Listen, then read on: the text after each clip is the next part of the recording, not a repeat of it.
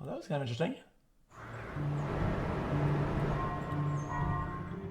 This is San Cristobal de las Casas, in the south of Mexico. It sounds unbelievable, but residents here on average drink more than 2 liters of soft drinks every day, especially Coca Cola. More available than even fresh water. Biggest consumers of Coca Cola in the world. More than 800 liters of Coke in a year. Too much sugar is killing more and more residents. La principal causa de muerte es la diabetes. Most people do not have access to drinking water in the middle of the Chiapas region, a place named the Land of Springs, where there's lots of rain and big rivers. How can that be? What's happening? In San Cristobal and the surrounding area, street signs suggest the manipulation of indigenous communities. A water-guzzling factory symbolizes the exploitation of the region, a war over the basis of all life. And at the heart of it is a mega conglomerate with ties to the highest ranks of Mexican politics. Donations that I got came from people of Coca Cola. Coca Cola is everywhere. Over 35% have diabetes. You wouldn't have any drinking water without this water in the house.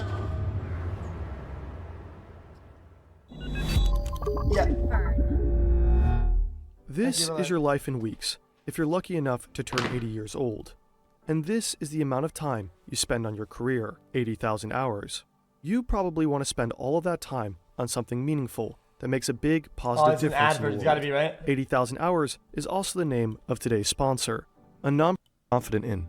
They have a website that provides you all. Still, there is almost no clean drinking water for the population, especially in San Cristobal. How many of you struggle to get water every week?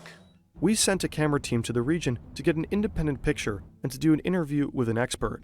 The little tap water that is available is full of chlorine. This chemical kills germs and pathogens, but it tastes like a swimming pool and can be harmful over a long period of time. So some people are more likely to buy their water from these trucks, but where this water comes from and how drinkable it is often unclear. Chad, is that what it that you can calculate all your hours having all your games or some shit or not? Water is available in supermarkets and shops, but Coca-Cola is always available, often at almost the same exact price. You should be able to see with your account, I feel like. Literally in this fridge you can find more Coca-Cola than water. It's absurd. 2 rows of water, 4, 5, 6, 7, 8 rows of Coke. For some residents in San Cristobal and the region, it is simply easier to get Coca-Cola than water. So let's be honest. Imagine having the choice between undrinkable pool water, risky tanker water, expensive bottled water, or a cool, refreshing Coke. Which choice would you make? Wait, is the water more expensive than Coke though? So, how can this all be? Where's all the water? Why is Coca-Cola so popular? What does this do to the residents who casually drink 2 liters a day? And how did it even come to this? What is Mexican politics doing? Let's begin with the first question. On the outskirts of town, there is a Coca-Cola bottling plant. Since 1994, this plant has been allowed to extract over 1 million liters per day from the groundwater. According to various environmental organizations and some residents, this factory is primarily responsible for the water shortage in the city. For context, around 216,000 people live in San Cristobal. The factory essentially uses 4.6 liters of groundwater per inhabitant per day. In April 2017, and again in September 2020, some citizens took to the streets demanding the end of Coca-Cola in the region. Coca-Cola and its partner company FEMSA countered that their bottling plant is not to blame. Water is scarce for other reasons. There's just poor infrastructure, lack of government investment, and climate change. That's all true. Historically, water for San Cristobal has been obtained from rivers and springs in the surrounding areas. Since the 1970s, the city's population has grown rapidly. Unfortunately, the city does not have a functioning sewage system or sewage treatment plant. Feces and garbage from the growing population are simply dumped into rivers. This makes the water undrinkable and harmful to health. In the area around San Cristobal, numerous forests were also cut down, swamp areas were filled, and fields were created. Climate change is also causing higher temperatures, and there's less rain. But when it rains, it really does. Extreme rainfall then removes fertile soil, and the ground becomes dry, hard, and infertile. Ecologically, the region was brutally run down, and at the same time, sewage treatment plants, sensible storage facilities, etc. were simply not built for decades. But none of this changes the specific situation in San Cristobal. The city's residents have no drinking water. And deep beneath a volcano that borders the city to the west, there's a massive reservoir of groundwater, a reservoir from which Coca Cola pumps millions of liters. Conagua, the national water authority, decides who can use the water. On their website, they warn about the effects of climate change and address the country's water shortage. But at the same time, the authority renewed the factory's license in 2005 without batting an eye, even though the water problems were already becoming apparent. In 2020, numerous nonprofits, climate change activists, and even the San Cristobal City Council have called on Conagua to revoke Coca-Cola's permit, along the lines of, hey, we would like to use our groundwater ourselves now. Unfortunately, Conagua said no, because the city has rivers and springs in the surrounding area, and so on. If the license were withdrawn from the bottling plant, the water could in principle be used for the residents of the city. Let's remember, 4.6 liters per person per day. On a specifically created website that is now offline, the Coca-Cola Company wrote that it is aware of the city's problems. To help, they have planted over 200,000 trees in the region and built 19 water tanks, 38 rooftop water collectors, and 35 efficient stoves that burn less wood. Oh, 60 orchards were also created. Does that make up for the 1 million liters of water per day? Anyway, this still all begs the question, why is there so much Coca-Cola everywhere in San Cristobal and the Chiapas? No, it's not just because there's a huge factory there. The Coca-Cola consumption is not just the fault of the bottling plant. The population of Mexico drinks the most soft drinks per person in the world, and the Coca-Cola Company controls more than half of that market. Coca-Cola is incredibly popular in Mexico, but it wasn't always like that. The drink had been sold in the country for almost 100 years, but it wasn't until the 70s that it really became popular. In 1968, Coca-Cola was a sponsor of the Mexican Olympics. This was followed by a series of successful international commercials, especially this one.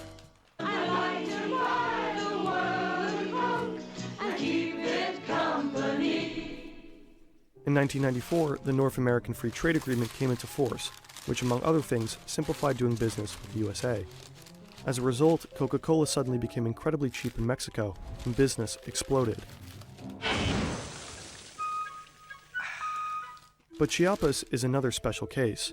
Almost 30% of the population there has indigenous roots. Since the 1960s,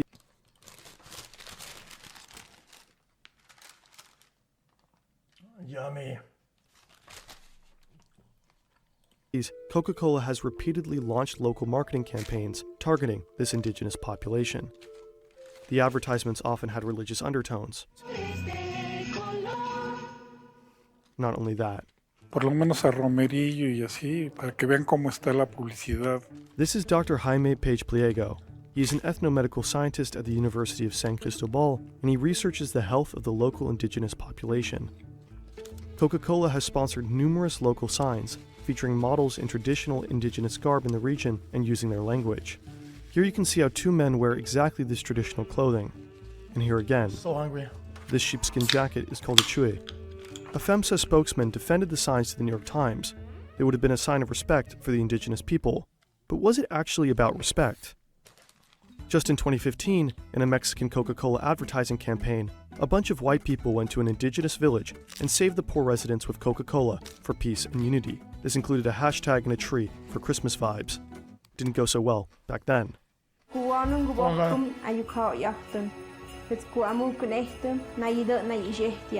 And an official complaint from rights groups saying the ad is racist. Yeah. In any Yeah, case, the company has had incredible success with its decades-long campaign in Chiapas.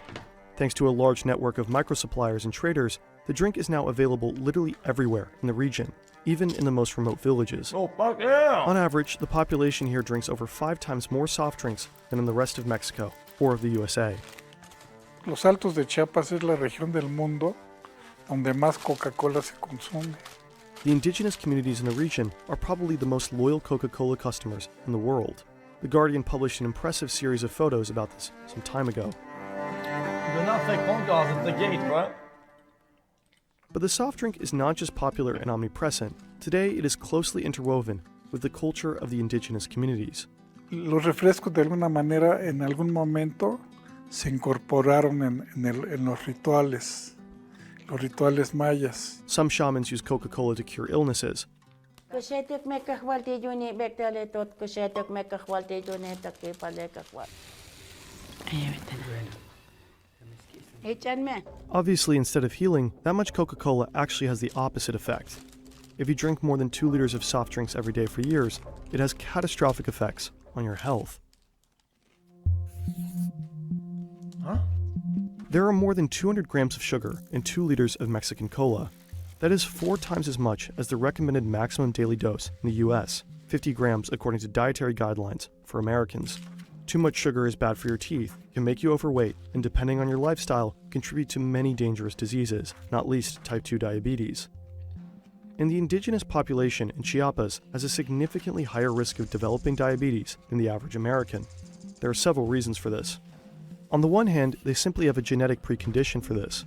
But on the other, the way of life of indigenous peoples in Mexico has changed significantly in the last century. Many of them have been displaced or lost their land due to environmental pollution. As a result, their diet has also changed, from homegrown fruit and vegetables to ready-made products and sweets. Their bodies are not used to the sugary diet. Soft drinks like cola are therefore particularly dangerous for the indigenous community. Diabetes is one of the leading causes of death in Mexico. But in Chiapas, the top 4 causes of death are all diseases related to excessive sugar consumption. 3 of them have increased by over 60% within 10 years. One by 4. Oh my. 9th cause of death in the area, interpersonal violence.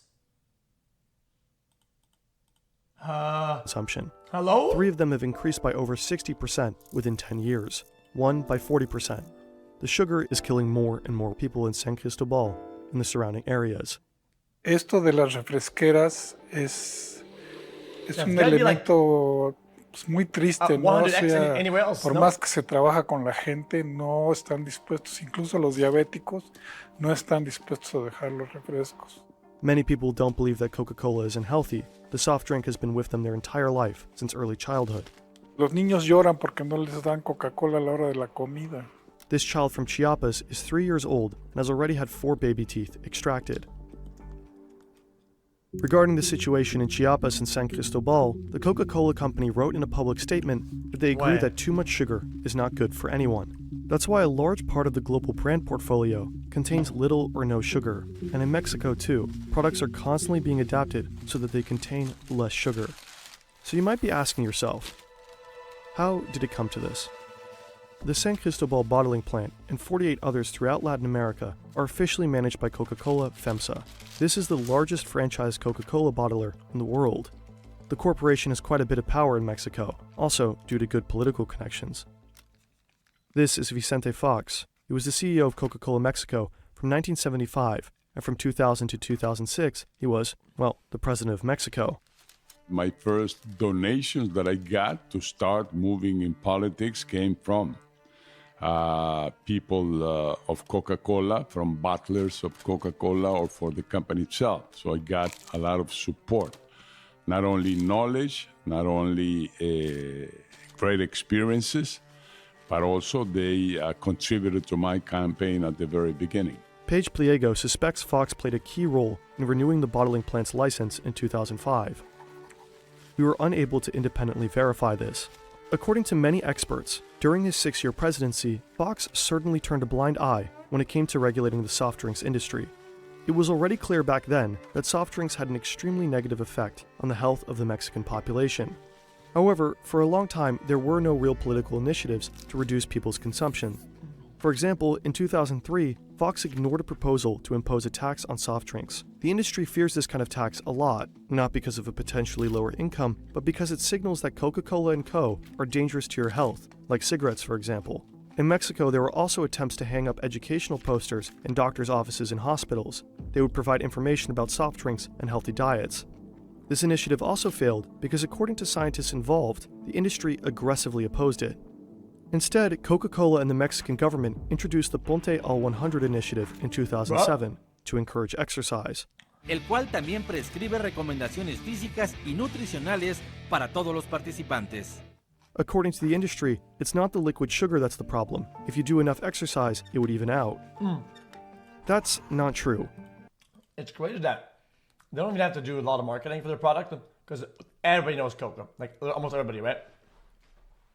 They've gone past marketing. The next stage was like a counter marketing against like a health shit and awareness of sugar. And it's like kind of crazy if you think about it. Your diet is much more important for your weight than exercise.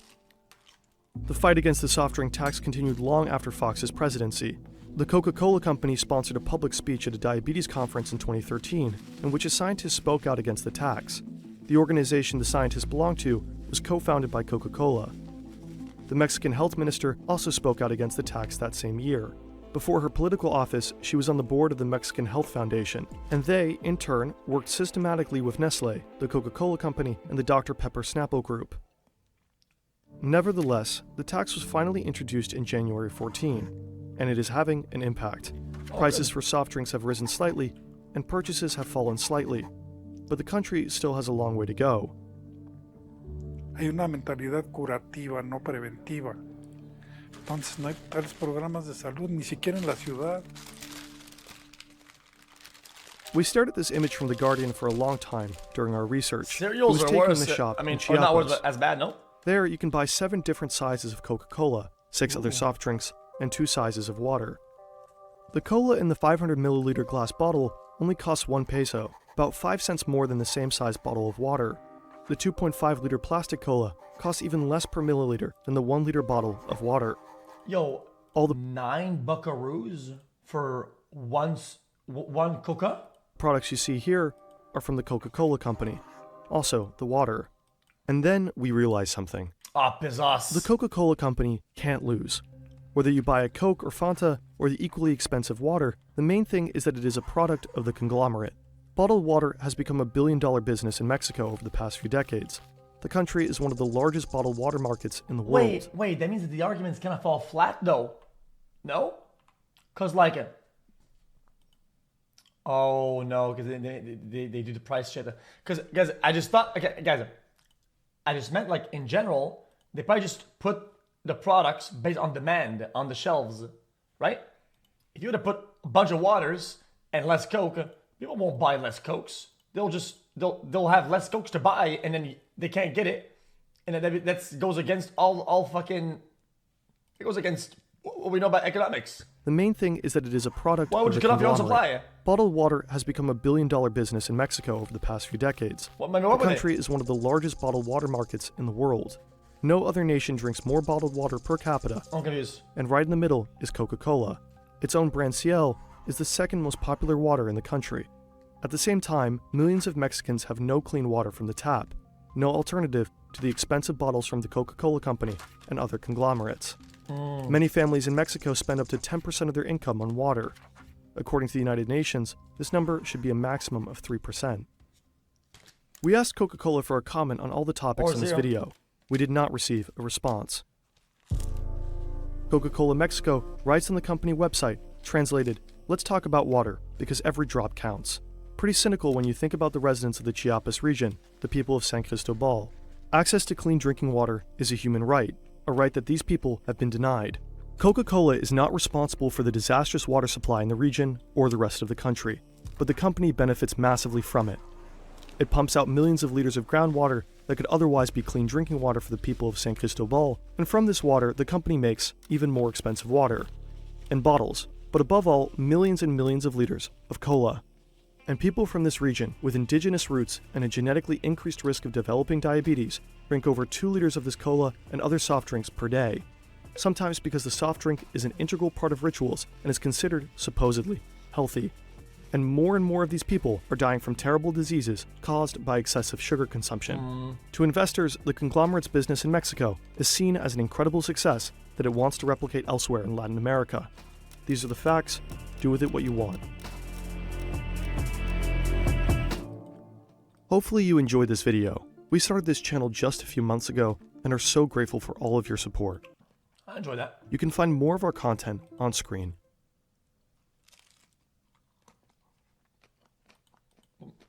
That was a good video. I really enjoyed that. Well done. I'm still gonna drink Coke though, because I like it.